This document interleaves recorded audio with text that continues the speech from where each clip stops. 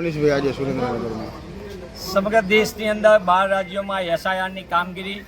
ચૂંટણી પંચ એની બંધારણ ફરજ નિભાવે પારદર્શક પ્રક્રિયા કરે તો આવકાર્ય છે, પણ દુઃખ સાથે કહેવું પડે કે ચૂંટણી પંચ એક તરફી કાર્યવાહી કરે એટલે કે કેસ પહેર્યા વિનાનો ભાજપાના કાર્યકર તરીકે કામ કરે એ કોઈપણ સંજોગોમાં લોકતંત્ર માટે વ્યાજબી નથી। આ સંજોગોમાં ગુજરાતની અંદર એસઆઈઆરની કામગીરીમાં મોટા પાયે વિસંગતતા બારોબાર ફોર્મ નંબર 7 ભરી દેવાનું કાવતરાની જેમ એક જ જગ્યાએ ફોર્મ છપાણા હોય જુદા જુદી વિધાનસભા ક્ષેત્રમાં સીધે સોંપી દેવામાં આવે અને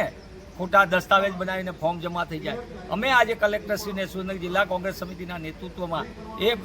લોકો વચ્ચે સાથે રાખીને પૂછવા માગીએ છીએ કલેક્ટરશ્રીને કે તમે આજે ફોર્મ સ્વીકાર્યા છે એના સીસીટીવી ફૂટેજ તો આપો, કોણે જમા કરાવ્યા છે। 500 700 એક વ્યક્તિ ફોર્મ જમા કરાવે જે પણ ચૂંટણી પંચના નિયમની વિરુદ્ધ છે। કોઈ ચૂંટણી પંચે સ્પષ્ટપણે લખ્યું છે કે કોઈ પણ વ્યક્તિ વધુમાં વધુ 10 ફોર્મ અને સમગ્ર પ્રક્રિયામાં 50 ફોર્મથી વધુ ન કરી શકે। તો આ ફોર્મ બારોબાર કોના ઇશારે જમા થાય છે આની તપાસ થવી જોઈએ અને ગેરકાયદેસર કૃત્ય કરવા અને ચૂંટણી પંચનો જે નિયમ છે એના મુજબ 1 વર્ષની સજાની જે જોગવાઈ છે એનું અમલ કરવા માટે કલેક્ટરશ્રીને વિનંતી કરી છે, એમની ફરજમાં આવે છે। સાથે સાથે અમે જિલ્લા પોલીસ વડાને પણ વિનંતી કરતું આજે આવેદનપત્ર સુરેન્દ્રનગર જિલ્લા કોંગ્રેસ સમિતિ દ્વારા આપવામાં આવ્યું છે અને એ આવેદનપત્રમાં સ્પષ્ટપણે ખોટા દસ્તાવેજ બનાવનાર કોણ છે, બારોબાર નામ મતનો અધિકાર છીનવવા માટે કોણે આખા ખેલ કર્યા, આ ફોર્મ બારોબાર કોને પ્રિન્ટ કરાવ્યા, કોને નામ લખ્યા, ખોટા સહીઓ કોને કરાવી,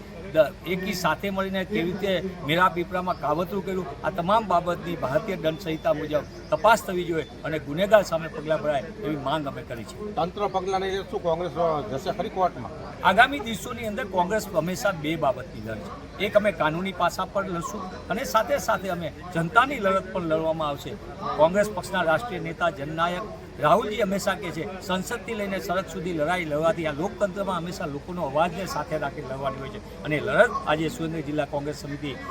મજબૂતીથી આગળ વધી રહી છે અને આગામી દિવસોની અંદર લોકોને ન્યાય અપાવવા માટે લોકોના મતનો અધિકાર જે સંવિધાને આપ્યો એ બચાવવા માટે કોંગ્રેસ પક્ષ મજબૂતીથી લોકો સાથે રહેશે।